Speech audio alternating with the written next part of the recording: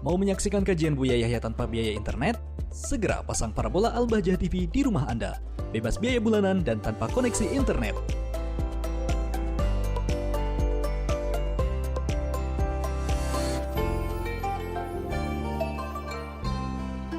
Bismillahirrahmanirrahim. Assalamualaikum warahmatullahi taala wabarakatuh. Assalamualaikum warahmatullahi wabarakatuh. Pertamanya izin bertanya Buya, ada pertanyaan titipan. Kemudian atasan mewajibkan kita untuk mengikuti majelis yang waktunya sering bentrokan dengan tugas khidmah kita Buya. Ada beberapa waktu yang tidak bentrok, tetapi kondisi dan tenaga kita sudah terkuras saat kami bertugas sehingga kita sering tidak ikutan majelis. Pertanyaannya, apakah kita ini termasuk orang yang tidak patuh dengan atasan? Lalu bagaimanakah solusinya Buya? Mohon bimbingannya. Baik, bertanya atasannya yang punya majelis atasannya. Kalau yang punya majelis atasannya, berarti majelis itu adalah juga termasuk perintah dari atasannya.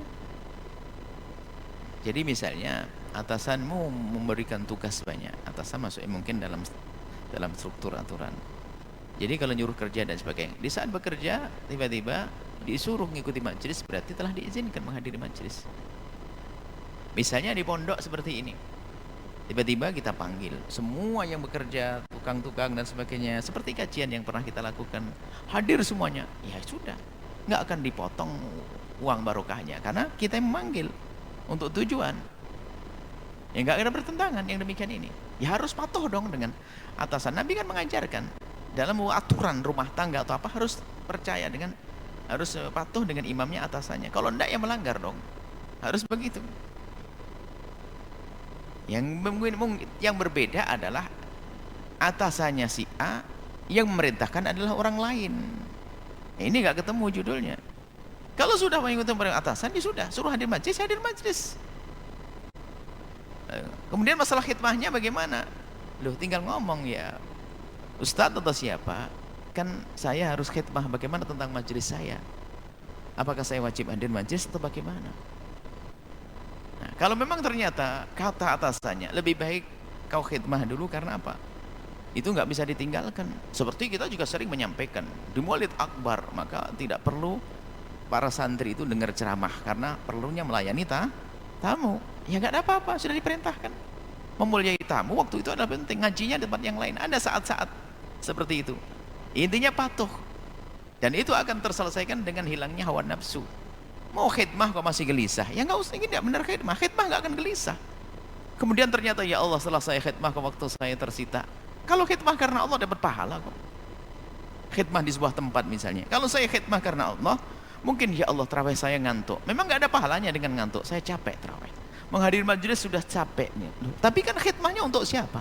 Untuk umat Nabi misalnya, yang kita tidak bicara dengan khidmah biasa, khidmah untuk Allah dan Rasulnya. Lah kalau begitu semua dapat pahala. Yang menjadi masalah keluh kesah itu menunjukkan tidak ketulusan. Bingung gelisah sana, suruh majelis, tak tanya suruh khidmah. Ini apa? Wah, ini keluar saja, nggak usah majelis, nggak usah khidmah. Ngambil cara yang bisa benar. Karena ini nggak benar orang begitu itu. Jadi nggak pernah berkeluh kesah. Sehingga ada orang yang mengambil ahli khidmah dalam sebuah tata. Khidmah kenapa belajarnya berkurang? Kenapa begitu? Dia ingin simple. Saya ingin langsung amal saja deh. Kan begitu khidmah. Tapi ingat, kewajiban kepada Allah nggak boleh ditinggalkan. Itu jadi yang perlu dibangun adalah ketulusan. Saya tidak tahu yang dicontohkan itu di mana kisahnya. Kalau seandainya ada di pesantren ini, berbuatlah karena Allah, khidmah yang maksimal. Kalau berkeluh kesah nggak akan tulus, itu capek. Semua khidmah akan nilainya.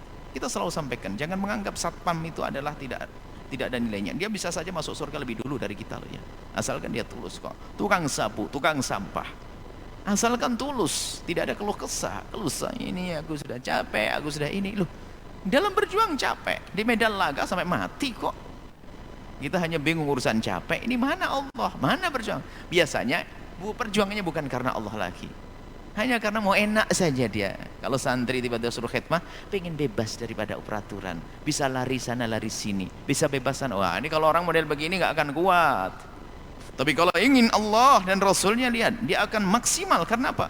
Hidup matiku untuk Allah dan Rasulnya. Perjuangan, khidmah dinikmati. Seperti itu. Kita perlu menatah hati. Dan itu akan berlaku dalam semua tatanan. Ketulusan itu penting. Jangan kita hidup kita hanya imbalan saja. Biarpun imbalan kadang diperlukan, kita bekerja mendapatkan gaji. Tapi selagi kita sudah punya urusan dalam tugas maksimal, yang menilai adalah Allah. Biarpun kepada kita bekerja di orang kaya. Saya bekerja sebagai kuli misalnya di orang kaya. Kerja. Saya dapat gaji dan saya puas ada kesempatan dengan gaji. Saya kerja maksimal, ini ada nilai pahala. Saya bantu nyumbang orang kaya. Dapat pahala saya kok. Saya serius kerja. Orang Islam kan harus begitu. Al-mu'minu ala syurutihim. Jangan mentang-mentang orang kaya saya enaknya. Oh enggak, ketulusan kita ini urusan dengan Allah, bukan dengan bos tadi, bukan. Kalau seandainya manusia punya jiwa tulus seperti ini, apa yang enggak enak di dunia ini? Semua akan dimudahkan. Semua akan menjadi gampang. Ini kami sampaikan kepada siapapun yang bekerja, atasannya penuh kasih dengan bawahannya. Bawahannya pun juga penuh kerinduan kepada Allah di saat berjuang. Apa yang Dan tanda tulus seorang dalam berjuang di jalan Allah adalah tidak pernah berkeluh kesah. Bahkan kerjaan itu dicari. Mengatakan kurang saya kurang begini, wah itu. Wallahu a'lam bishawab.